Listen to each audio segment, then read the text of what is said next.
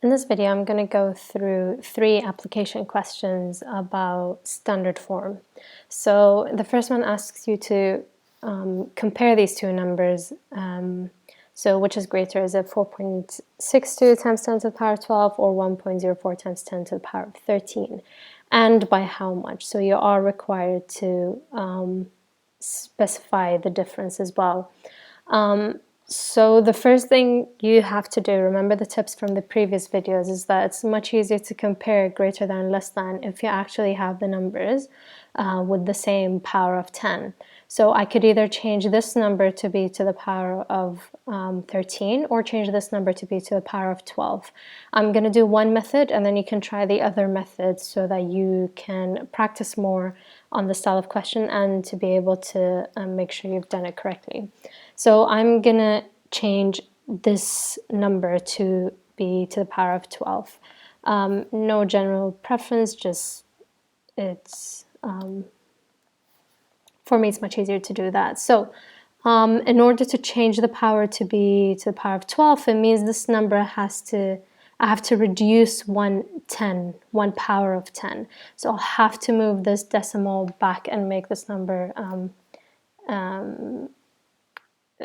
bigger than 10, which, remember, the conditions for standard form.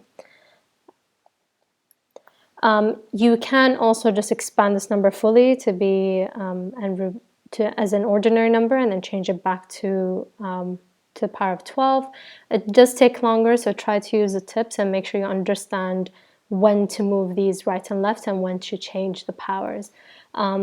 So now I'm gonna end up with 10.4 times 10 to the power of 12, which means if I move it again to go back to the original number, I'll have to have it to the power of 13. So now I can compare the numbers. Normally, remember we said if they have the same power, we just compare the digits themselves. So I can compare the numbers, and obviously this number is greater. You could have spotted it from the beginning here, but sometimes you didn't make the mistake of assuming, well, this is bigger because it's 4.62, but remember it's to the power of 12. You don't have to go through the step, but it's much easier to deduce the how much by changing it immediately. So we've decided that this is the bigger number, and so we need to know by how much. I'm just going to subtract the numbers while they are in the same powers. So the power of 10 remains the same. Doesn't really change because these are all just 12 zeros, not 12 zeros, just about loads of zeros here, not necessarily 12. And then we just subtract these numbers, which you should end up with 5.78. And so your final answer would be 1.04 times 10 to the power of 13 is bigger by that much. Now, do not forget the times 10 to the power of 12, because if you just said 5.78, well, actually, it's not bigger by that much. It is bigger by times 10 to the power of 12. So we will look at a similar question, but this time it asks for smaller. Do pause the video, attempt the question on your own, and this time also note that you have a power of a negative. Once you're done, you can resume the video and we're going to go through the solution. So for this one, again, you can pick either, change it to a power of -9 or change it to a power of -8. I'm going to change it to a power of -8. So we have 3.2 times 10 to the power of -8, and I'm going to change this to have a power of -8, and I can do this by just reducing the numbers. So I have 0.13 times 10 to the power of -8. If I wanted to be in standard form, I'd have to move it one more decimal place to the right and then change the power to a -9. Then I can compare them easily. The smaller one is obviously this number, so I'll say the smaller is 1.3 times 10 to the power of -9. Notice how I'm keeping the original number and not the changed number. Just keep it as it is. Sometimes the marking schemes will want the original answer. And now we need to know the difference. You can do the exact same calculation. What I want to show you is how you can check your answer using a calculator. So your calculators will,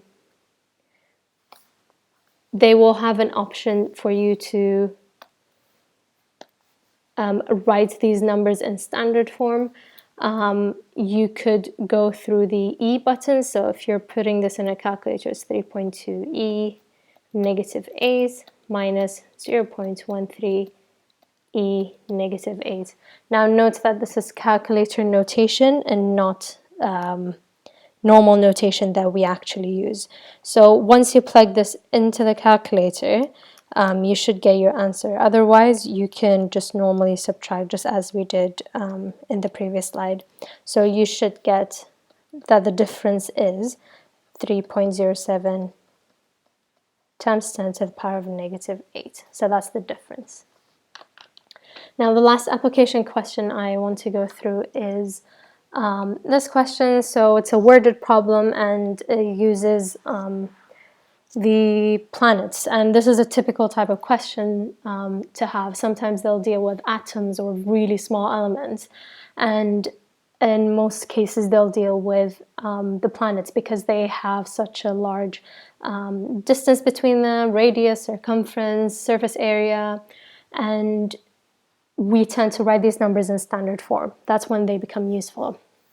So for part A, it says that the surface area of the Earth is approximately 5.1 times 10 to the power of 8 kilometers square. Write this without using standard form, which means we need to expand this as an ordinary number. So for part A, this should be quite easy. You could go 5.8 and then move this 8 decimal places and so on. You should get a 5 one and then about 7 zeros. So this is in kilometers square, so always remember the units. Next part, it says the area of the Earth covered by sea is 362 million kilometers square. Write this in standard form. So this will be 3.62 times 10 to the power of, this is 3 zeros, another 3 zeros, and then 2 more places. So that's to the power of 8 kilometers square. Now, part C. What is the approximate area of the Earth covered by land? Now, it might seem confusing because we just talked about the surface area of the Earth. But notice that the surface area of the Earth is everything that covers the Earth. Then you have the area covered by sea. So the area covered by land would be the surface area, and then take away from it the area of the sea. So this is where you need to bring in everything you learned from standard form, understand the question, and then decide what type of calculation you'll have to use. Now, in order to do this calculation, you could use the normal numbers. So you could use this 510 million and 362,000. Or you could use the standard form. I would prefer using the standard form because we already have them in the same powers, so that would be much easier to calculate. So we have the formula will be the surface area minus the sea area. So that will give us the land area. I'm just writing it down because sometimes it's helpful to write what you're doing.